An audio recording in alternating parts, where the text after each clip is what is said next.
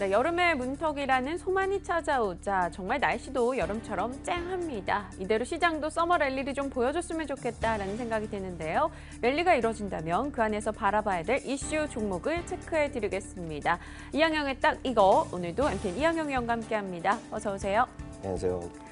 네, 오늘 저희 어떤 이야기 나는지 궁금한데요. 네, 세상이 우리나라 복잡하고 좀 어려운 데 많은데요. 네. 우리나라의 사회 문제 중에 하나 좀 생각해보죠. 사회 문제요? 네, 민영 씨는 우리나라 어떤 문제가 좀 중요하다고 생각하세요? 저출산의 고령화에 저금리에 학연 지원 편가르기 한두 개입니까? 그중에 딱 답이 하나 있는데요. 네. 오늘 고령화에 대해서 이게 그 이슈가 고령화. 장난이 아니잖아요.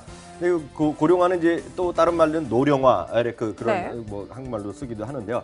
인구에서 노인분들의 비중이 늘어나는 건데 이게 왜 그러냐면 어찌되었건 의료 기술이 발달되고 네. 과학이 발달되고 그러니까 이제 아픈 것도 하고 이제 이러잖아요. 그러니까 전체적인 노령화 되는데 그렇게 해서 기대 수명도 높아지는 이런 현상을 우리가 노령화를 하는데요. 이런 얘기 한번 집중 한번 해보죠. 노령화, 고령화, 사실 그런 것도 좀 수준이 있을 것 같아요. 우리보다는 일본이 조금 더 심각한 초초 고령화 이런 걸 겪고 있잖아요. 네네. 그런 걸 나누는 기준이 있습니까? 맞습니다. 그냥 우리가 개인적으로 나이가 많다 이런 건 의미가 없잖아요. 전 세계에서 정해진 규정이 있습니다. 그래갖고 65세 이상이 돼야지 약간 노인 소리가 듣는다니까 65세 이하는 그냥 젊은이다. 그냥 저나 다 같은 애다 이렇게 보시면 되겠고요. 그 기준이 딱 있습니다. 연소 인구는 어린 친구들 65세 이상이 4% 미만 젊은 나라고요. 성숙 인구 사회 4%, 7% 미만. 우리가 이제 고령화라고 얘기하잖아요. 65세 인구가 7% 넘고 14% 넘으면 이제 고령 사회, 한자가 빠지고요. 초고령은 이제 20% 나오면 완전히 초고령 사회로 되는 거죠. 우리는 어디에 들어가는 건데요? 좋은 질문 하셨는데 우리나라가 70년대 초반만 해도 3%였는데요. 이게 결국 2000년대에 들어서 7% 늘어났고요. 11% 넘어가서 작년 기준은 지금 추정컨대 한 12%가 좀 넘었다라는 얘기를 하고 있어요. 그러니까 몇 년만 있으면 우리나라도 아까 말씀드렸던 14% 넘어서 고령 사회로 된다라는 거가 되겠는데요. 앞서 얘기했지만 우리나라만 갖고 얘기하면 이제 감이 없잖아요. 일본도 고령 사회 고령하는데 그건 틀린 말입니다. 일본은 초고령 사회인데요. 그 차트 한번 또 보여드리겠습니다. 이게 우리나라 그리고 중국, 일본은 한 그래프에 되는 건데 이거 가장 진한 거 있죠. 일본은 이미 일본이에요? 94년대, 그러니까 20년 전에 14%가 넘어서 고령 사회가 됐고요.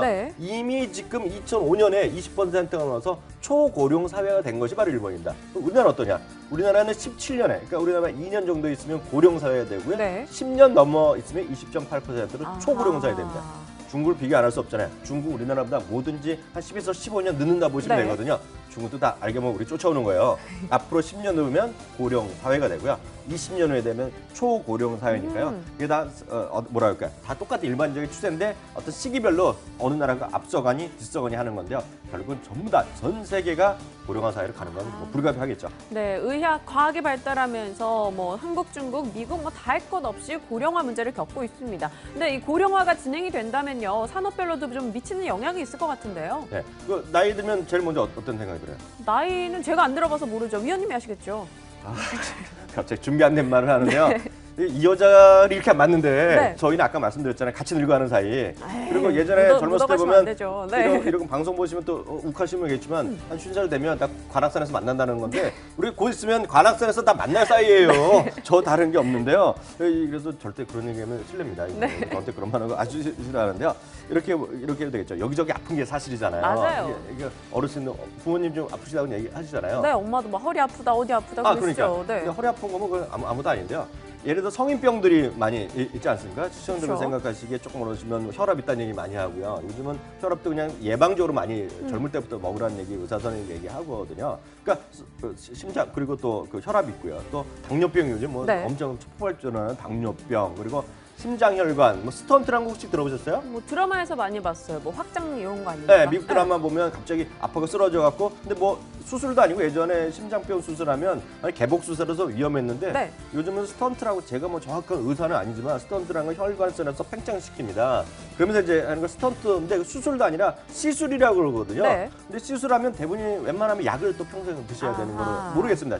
정확한 건 아닌데 저는 그렇게 들었거든요. 의사 선생님한테요. 그래서 그런 것들이 고혈압, 당뇨병 평생 약을 많이 먹잖아요. 그래서 약값의 수요가 나는데요. 그것도 제가 이렇게 약값이 늘어난다 이거 아무도 안 믿잖아요. 딴짓이니까 그것도 제가 차트 하나 수여해봤는데요. 나이가 고령화가 되면 고령화될수록 그 어떤 특정한 나라에서 쓰는 비용, 그러니까 그 의료비의 비용이 늘어나는 건데요. 네. 화면 한번 준비해봤습니다. 네. 이제 나오면 또 말씀드리겠는데요.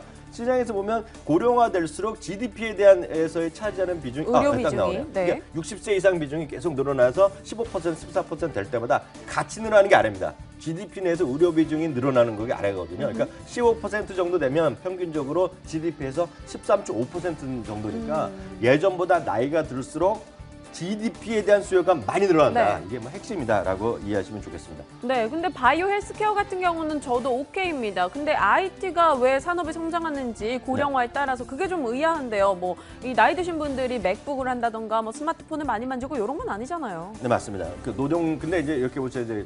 나이가 들으면 많으면 그 공장 같은 걸 쉽지 않잖아요. 네. 그래서 많이 공장 자동화를 하는 거고 기계화를 그래서, 하고. 로봇 같은 거 더 많이 쓰는 것이 바로 이런 요인이 있다라고 네. 보셔야 될 것 같고요. 특히 이제 최근에 보면 애플워치 웨어러블 기반하면서 각종 웨어러블 헬스 기기 저도 이제 많이 말씀드렸잖아요. 그런 것들에 대한 수요, 그러니까 각종 진단 같은 것도 좀 더 편안하게 하고 그걸 집중해서 잡고 그걸 늘어갈 수 있고 이런 것들이 계속 이해하시면 되겠죠. 네, 알겠습니다. 자, 그러면 뭐 그와 관련해 원격 진로 이런 거 하는 업체가 있다면 소개를 좀 해주시죠. 네, 뭐 대표적으로 저희 말씀드렸던 것이 덱스컴 같은 경우 되겠는데, 네. 보통 저 차트나 이런 거 그래프 하나 준비해 보겠는데요. 덱스컴이란 건 예를 들어 혈당 같은 체크하는 건데 FDA에서 최초로 지금 승인한 스마트폰 앱이 되겠는데요.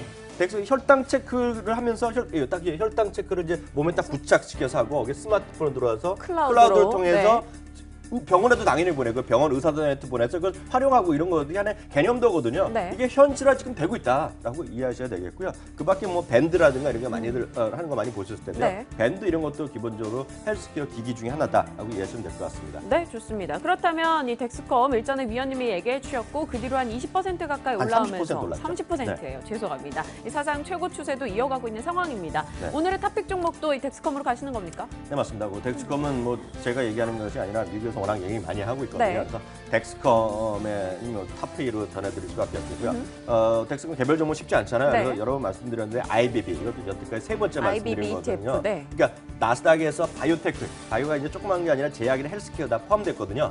바이오테크놀로지 ETF IBB가 전 기본적으로 탑입니다. 말씀드릴 수 있습니다. 근데요, 고령화 사회라면서요. 나이 드신 분들이 저희 방송 보고 계시다면 나 해외 계좌해서 덱스컴 할 거야, IBB 투자할 거야 이러고 싶지 않습니다. 국내에서 전화를 해결할 수 있는 종목 하나 주신다면요. 나이 드신 분들 외국 주식 하셔야 된다고 보고 있는데요. 그래도 굳이 나는 대한민국에 있는 거 하셔야겠다는 분 네. 있거든요. 네. 어찌되었건요. 그러면 HTS 여러분들 쓰시는 것을 바로 지금 당장 확인할 수 있는 거가 근데 개별 종목을 선택하기 쉽지 않습니다. 이게 잘 예를 들어서 한미약품이 엄청 올라가잖아요. 네. 왜 올라가는지 정확히 아세요? 정확한 이유는 갖다 붙이기 나름이죠. 특정한 제품이 뭐 수출했을 때 그게 어떤 건지 잘 모르잖아요.